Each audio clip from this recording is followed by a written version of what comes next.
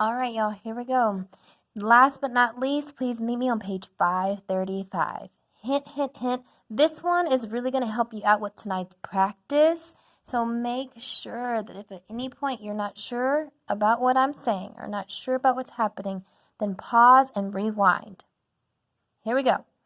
Using tables of values. Highlight the word tables.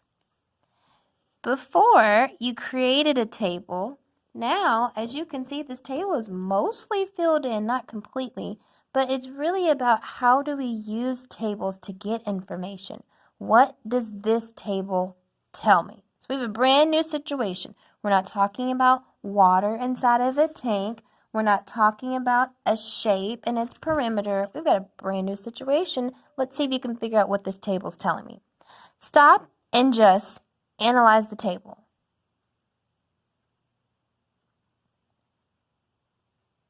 What do you notice already from the start? Good. You're such a mathematician. I'm sure you started to see. It says the table shows the cost of a particular item. Then I see these costs listed down here. And for each cost, I can see the number of items.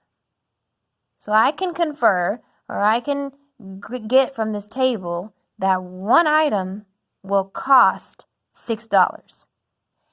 8 items will cost $48. Well, A, describe how the cost is related to the number of items. Well, if you're a mathematician, which you are, a brilliant mathematician, then you can clearly see a pattern in this table. I can see the relationship between the cost and the number of items. If one item costs $6, then I can see that, to answer letter A, the cost is 6 times the number of items. In other words, each item costs $6. I can see that as a relationship in my table. If you already saw that, excellent job for being a mathematician. You could see that from the start. Good. So then, letter B, define a variable for the number of items, because check this out. This one's empty. This one's blank. I could ask you how much 20 items would cost. I could ask you what would be the cost for 80 items. Any number of items, which means this needs to be represented as a variable. So pick a variable and define what it would mean. Okay, I picked a variable. I'm going to go with n. This n is going to represent the number of items. So n will equal number of items. That's why I chose n. You can choose x. Oh, I'm sorry. I'm talking too much. Number of items. You could choose x, w, x, y, z, whatever variable you choose. It just needs to make sense. So that's the reason I went with n. C, write an algebraic expression. Surprise, surprise. To represent look what it needs to represent. The cost. The cost. This number, 30. To get that number, it will be represented by taking the number of items and multiplying that number by 6. Well, a mathematician could condense that by writing an algebraic expression. The algebraic expression would be take the number of items that you want to buy, n, that's this column, and take that number and multiply it by 6, which would look like 6 times n. Remember, we don't write 6 times n like this anymore. Nope, we got rid of that. We don't write 6 times n like this. Nope, done with that. We also don't even need parentheses to show the multiplication. Don't need it. I don't want to say we're getting rid of it, but we don't need it. This shows multiplication. 6 is a coefficient of my variable. That means the variable is being multiplied by 6. D, use the expression to calculate the cost for, here it is, 12 items, and then enter the value in the table. I'm going to use that. This says I'm going to multiply 6 by 12. Now look at this. I didn't need parentheses up here because this says 6 times n. Well, this looks like 612. I probably need parentheses. Not probably. I for sure do need parentheses this time. Because remember, I substituted. Now I have a value for that variable, so I'm going to show that substitution using parentheses. Parentheses also mean to multiply. So yes, I'm going to do what the expression says. I'm going to multiply 6 times 12, and that's going to give me 72. 72 what? 72 items? No, it's 12 items. $72. I calculated the cost.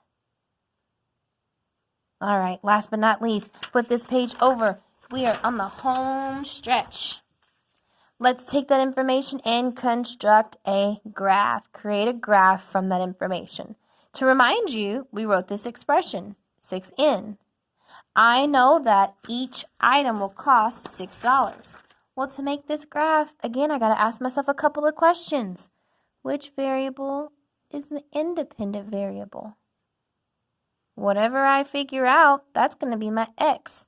That label will go here. Which variable is my dependent variable? Whenever I figure that out, I know that's going to be my y value, and that label will go here. We'll go back to that table and look. I've got two options. Number of items, cost. I know that the cost depends on how many items I buy, which means cost is my dependent variable. Cost is y. Which means the number of items, it doesn't depend on anything. That makes it my independent variable. Number of items is x. These are my labels for my graph. Here we go. We just discovered that my independent is x. That's going to be the number of items. Then I see that my dependent variable is y. That's going to be the cost, which we will measure in dollars. Good news, our graph has a scale already done.